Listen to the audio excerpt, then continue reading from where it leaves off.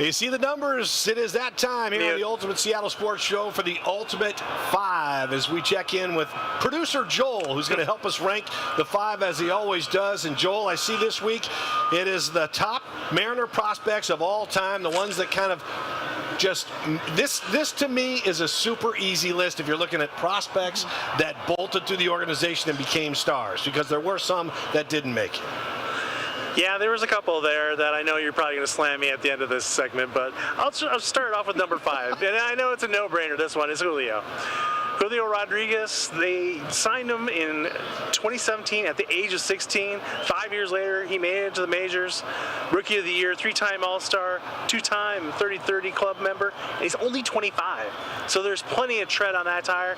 Just about ready to enter his prime. He should be a superstar by the time he's 30.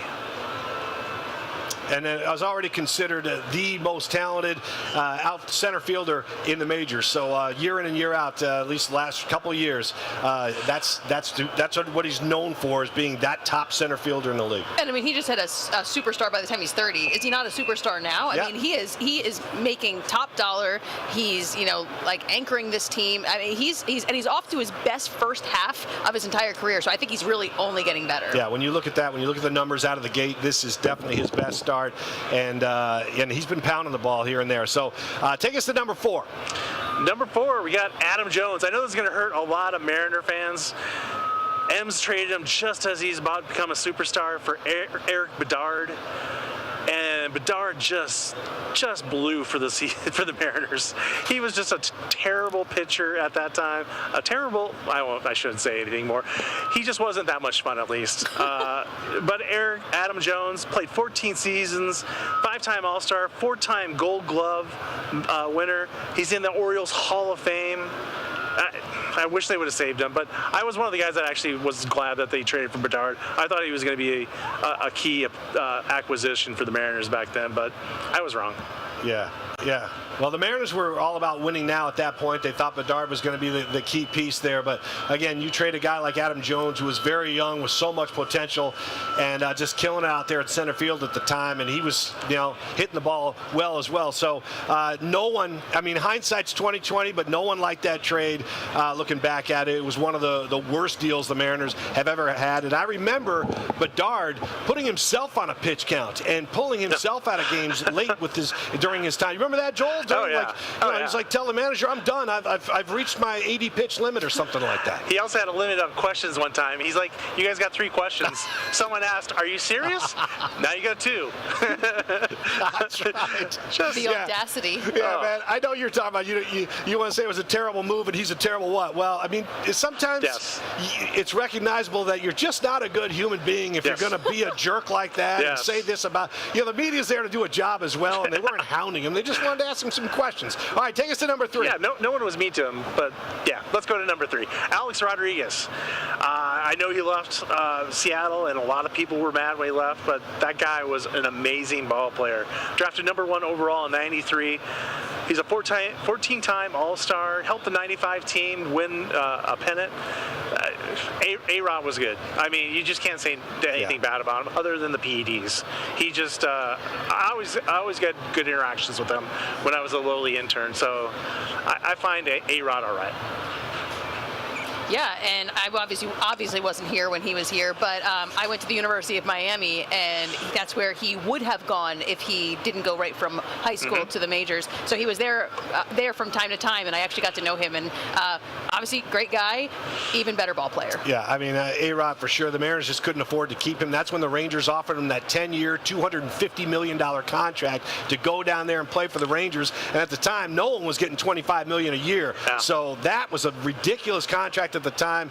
I couldn't blame A-Rod for leaving and jumping for the money at that point, because I think the players should always get the money that they can get. All right, your top 3 are just, like you said, kind of no-brainers. Take us to number 2. Yeah, I almost feel bad sad or embarrassed that I've actually have to say these guys' names, but they are the best. Felix Hernandez, number 2. He was signed at 16. He's won a Cy Young. In 2005, he was Baseball America's top pitching prospect. And a lot of us that were down in spring training, I wasn't one of them, but we had reporters down there. They all heard the oohs and ahs about Felix's arm. They said they could hear the crack in the pitcher's, the catcher's mitt every time he threw the ball. It was just something electric about Felix, and he proved that he was going to be electric in the majors. And this was back when there was no social media, so you had to rely on the reporters to tell you how electric Felix was when he was coming up. Yeah, you've said it all there. Everybody, no one's going to argue with that, but no one's going to argue with their number 1 either. No brainer here. It's Junior. I mean, I don't know how you put anyone that puts anyone else above Junior. You're crazy. Maybe someday Julio could rise above him, but that's a long ways away from happening. Junior's the man. He was also the number 1 pick back in '87. Played for the Bellingham Baby M's. 22 years in the majors, just a hero around here. He's just a hero in baseball. I mean, had his own candy bar, ran for president back in '96. I mean, obviously that was a Nike scam, but it was kind of fun.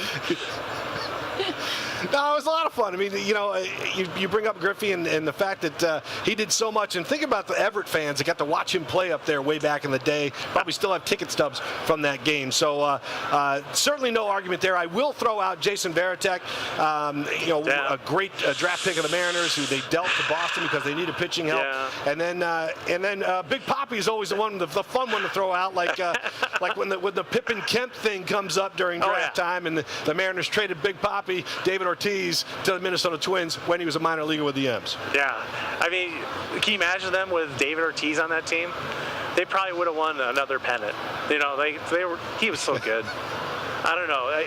It took him a few years to develop. He went to Minnesota, and it still took him a few years then he got traded over to Boston. So it took him a little time. So he was good. Yeah, it's fun. It's fun to look back. Definitely fun to look back at the good trades, the bad trades, and how these players worked out. And again, that top 5 there, hard to argue, man. It's hard to argue, and these are not guys that I would replace on your top 5, but it's more just a what if in the future. I mean, we've got Cal Raleigh, we've got Cole Young, we've got Colt Emerson, Cade Anderson. Imagine if these guys become anywhere near those names. I mean, it's just an incredible prospect system. Yeah, it'd be another generation voting on that.